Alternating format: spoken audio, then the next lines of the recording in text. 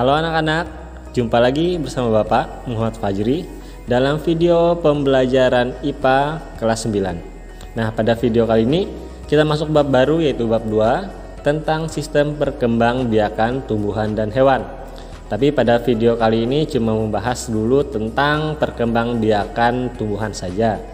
Langsung saja ya, kita mulai. Macam-macam reproduksi. Reproduksi dibedakan menjadi dua macam, yaitu reproduksi vegetatif, aseksual atau tak kawin, dan reproduksi generatif, seksual atau kawin. Nah, untuk perbedaan antara reproduksi vegetatif dan generatif dapat kalian lihat di tabel berikut ini ya.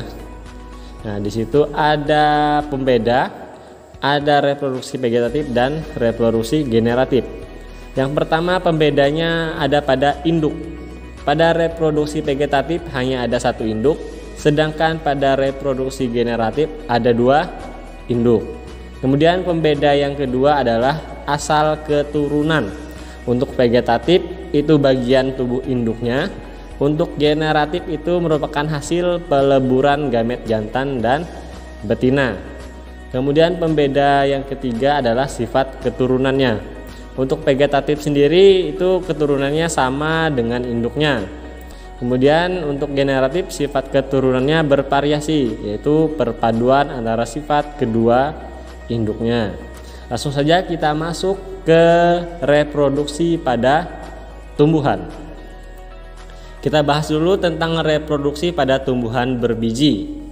Nah, tumbuhan dapat berkembang biak secara vegetatif dan generatif ya.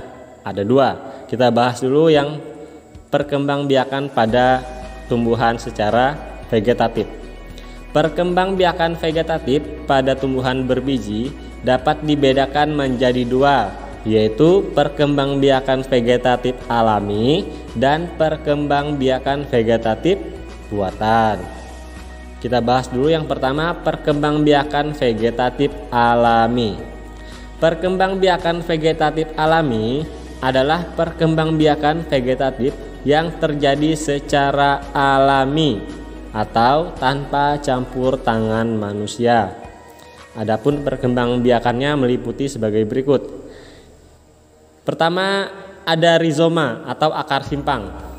Nah, rizoma atau akar simpang sebenarnya adalah akar yang tumbuh mendatar dan terletak di bawah permukaan tanah. Bisa kalian lihat pada gambar. Rizoma berbentuk mirip akar tetapi berbuku-buku atau beruas-ruas seperti batang, dan pada ujungnya terdapat kuncup.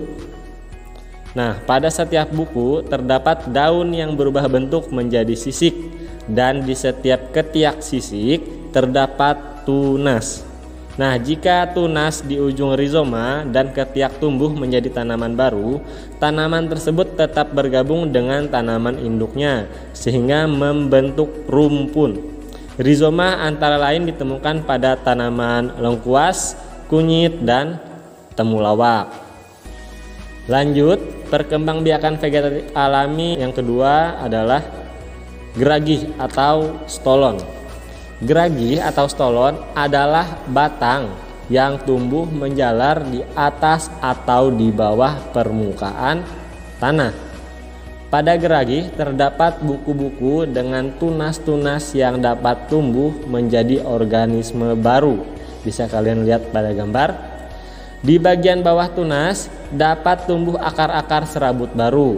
Kuncup bagian ujung umumnya menyentuh tanah. Setelah jatuh dari induknya, ujung geragih akan membelok ke atas dan tumbuh menjadi tanaman baru yang jauh dari induknya. Contoh tumbuhan yang berkembang biak dengan geragih adalah pegagan dan arbei, serta ada juga rumput keki. Lanjut, yang ketiga ada tunas adventif. Tunas adventif adalah tunas yang tumbuh bukan pada ujung batang ataupun ketiak daun. Dia tumbuh di sekitar pinggiran daun ya. Bisa dilihat di gambar.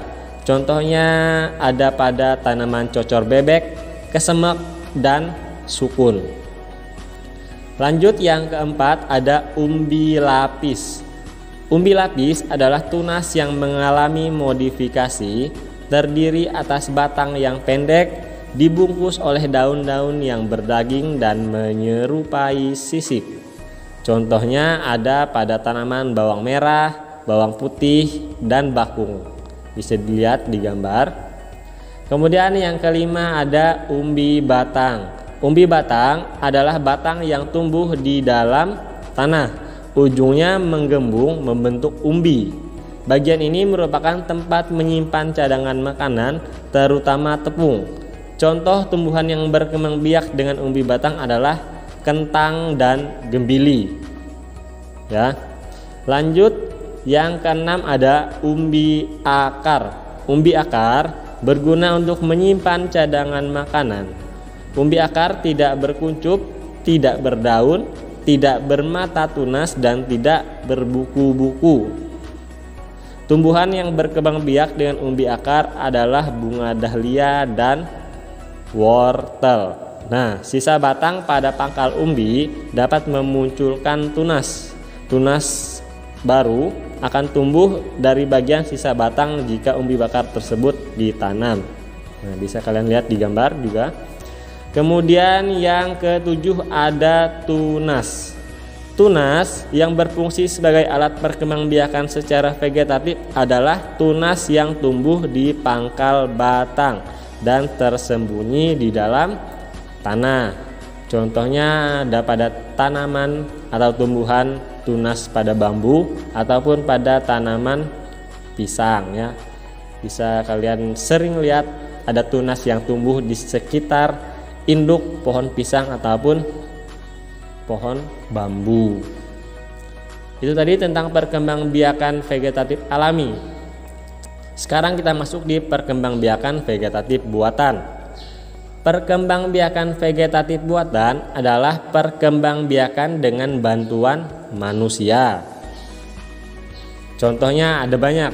Kita bahas dulu yang pertama, stek. Stek adalah pemisahan atau pemotongan bagian tanaman untuk menghasilkan tanaman baru. Lanjut, berdasarkan organ tanaman yang digunakan, stek dibedakan menjadi stek daun dan stek batang. Nah, kalau pada stek daun itu dilakukan dengan menanam daun pada potongan daun. Contohnya pada cocor bebek ya. Jadi yang dipotong adalah bagian daunnya. Kemudian untuk stek batang itu dilakukan dengan menanam bagian batang atau cabang tanaman yang sudah cukup umurnya. Contohnya pada pohon ketela, sirih, melati, mawar, dan waru. Bisa dilihat di gambar ya. Jadi batang tanaman yang sudah dipotong itu tinggal kita tanam ke tanah ya.